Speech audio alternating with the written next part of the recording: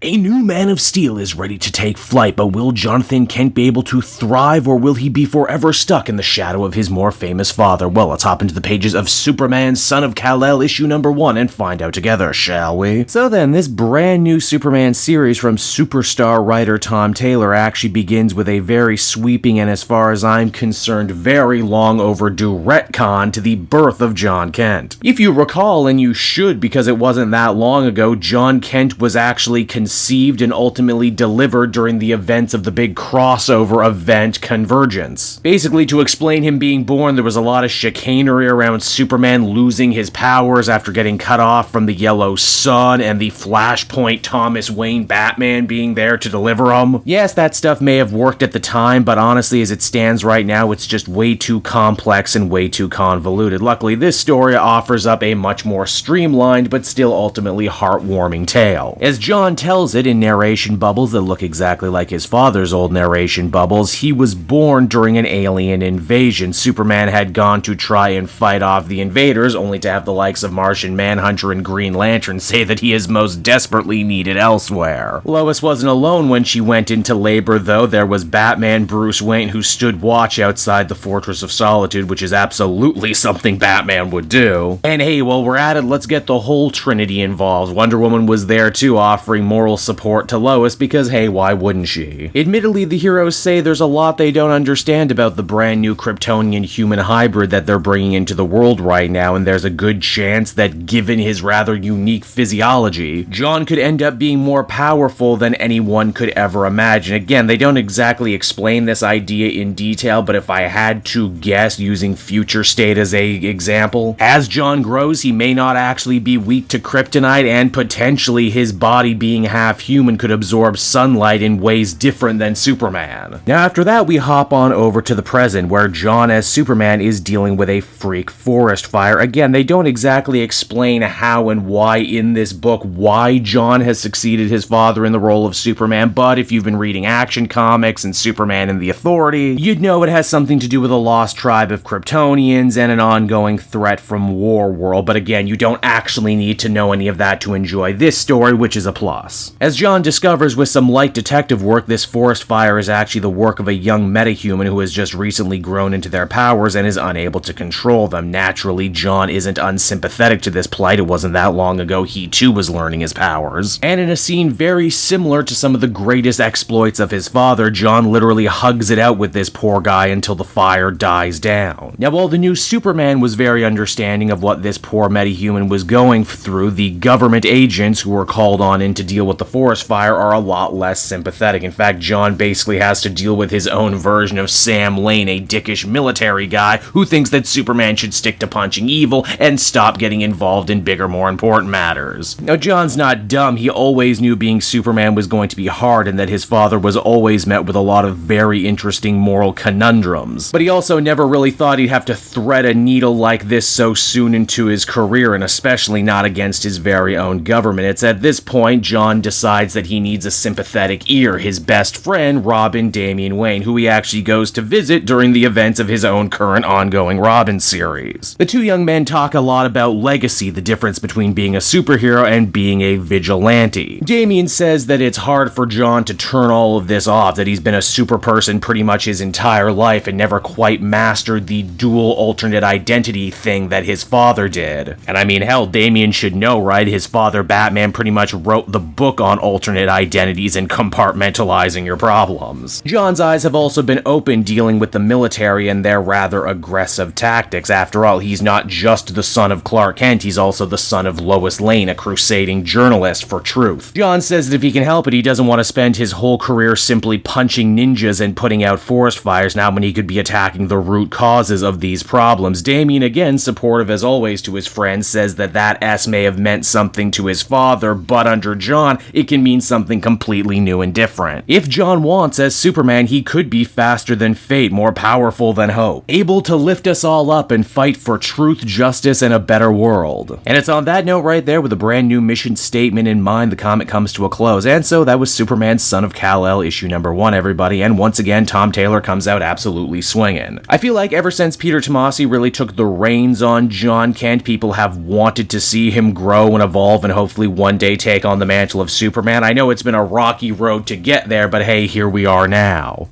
I appreciate the mission statement being so clear and direct in this first issue, and that is, hey, if we wanted to keep telling regular, traditional old Superman stories, we would just keep writing about Clark, but wouldn't it be fun and interesting to tell the stories of a new young Superman in a new age who may have a different approach? Honestly, it's the perfect kind of material for Tom Taylor, who we've seen explore John Kent the Superboy in DCeased and a bunch of other what-if type stories. And hey, if for some reason that's not your bag, don't worry, because there's still Superman and the Authority and Action Comics running concurrently, so you got at least 2 other choices for Clark stories should you want them. Overall, I'd give this one a very positive 8.5 out of 10. Tom Taylor's done it again, everybody. It shouldn't really come as a surprise at this point. Now, how long do you think it's going to be before this book crosses over with Nightwing? Because I would very much like to see that.